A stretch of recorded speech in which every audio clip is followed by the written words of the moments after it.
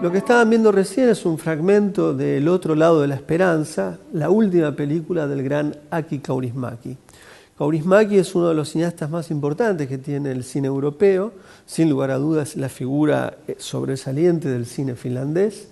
Y además, Aki Kaurismäki es un cineasta que desde la década del 80 para acá es una figura central del cine contemporáneo. Uno de los últimos modernos, si se quiere, y un cineasta que siempre ha estado, en cierta medida, con una sensibilidad respecto a lo que sucede, tanto en Europa como en el mundo en general, y ha siempre tenido una lectura, una mirada, yo diría, no diría proletaria, pero sí siempre con una gran empatía por el mundo de los trabajadores o por todos aquellos que quedan, en cierta medida, excluidos de eso que en otra época se hablaba constantemente y que hoy ya ni se habla, pues está asumido que no hay otra posibilidad, que es el sistema.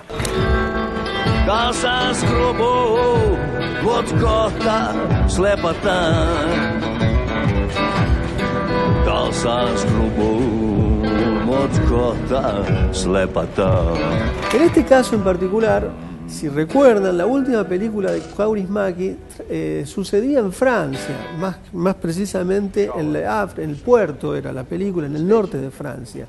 Y tenía como una figura sobresaliente, una figura importante, determinante del relato, a un niño que venía del África, se metía en Francia, como una cantidad de gente inmigrante que llega de ese continente, y la película se trataba sobre la intolerancia respecto de esta figura.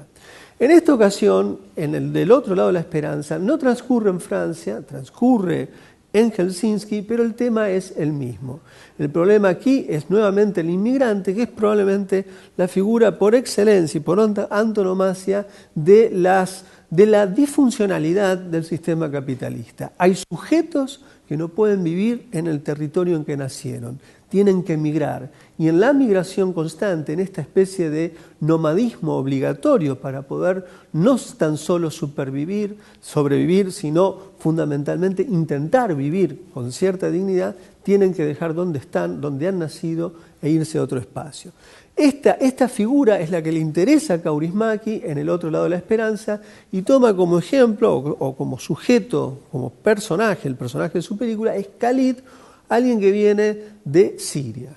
En la película vamos a ver un sirio y vamos a ver un iraquí como dos figuras claves que empiezan a estar o a interactuar con la sociedad, en este caso finlandesa y en Helsinki. Arranca fantástico porque vemos un plano, es el plano de del puerto por donde llega el inmigrante. Llega medio, no porque haya elegido ir a Finlandia, llega porque llegó, porque era donde pudo de algún modo arribar al continente europeo.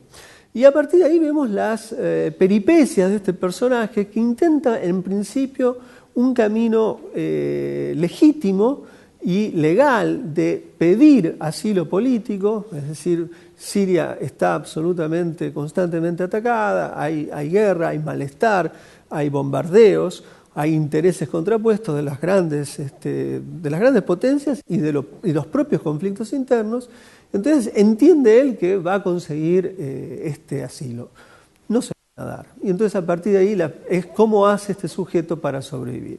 Al mismo tiempo hay una subtrama, y esta subtrama está relacionada con un hombre que aparentemente está por dejar a su mujer y decide emprender un nuevo momento económico en su vida, pone un restaurante, o mejor dicho, compra un restaurante que es medio decadente.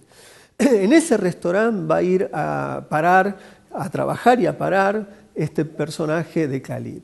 No quiero contar más de lo que va a suceder, pero lo que pasa en las películas de Kaurismäki son siempre extraordinarias. En principio, hay como una suerte de principio de solidaridad entre aquellos que no están del todo en el sistema.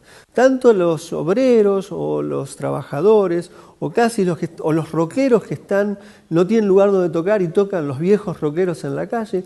Entre todos ellos existe una especie de solidaridad que los va en cierta medida acogiendo, ¿no? O sea, uno puede ver de inmediato que este personaje empieza a tener una suerte de red empática con otros. Esto es típico de Kaurismäki.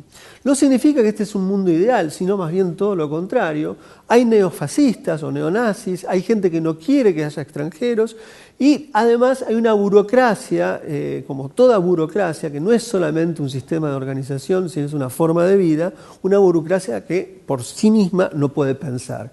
De tal modo que los mecanismos muchas veces de la burocracia son también mecanismos asesinos o mecanismos de una exclusión tal que llevan a una situación invivible por parte del personaje.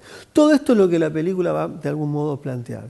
Lo que es extraordinario es que Kaurismäki siempre ha planteado una estética del artificio, como si estas historias utópicas no podrían existir en torno a una mímesis de la representación, llamémosle un realismo puro o un realismo seco incluso, de la realidad social, sino que hay otra manera de trabajar sobre el relato, que es una suerte de antinaturalismo, donde surge, como si hubiera la posibilidad estética a partir de esa conjura de la presunta forma de trabajar sobre temas políticos que es lo real. No, acá hay una suerte de ligero artificio en los muebles, en los colores elegidos, en las formas de trabajar sobre la interpretación de los personajes, que es lo que permite el ingreso en cierta medida de esa resistencia o de ese recurso o ese recurso todavía no taimado por el sistema, que todavía permite este tipo de asociaciones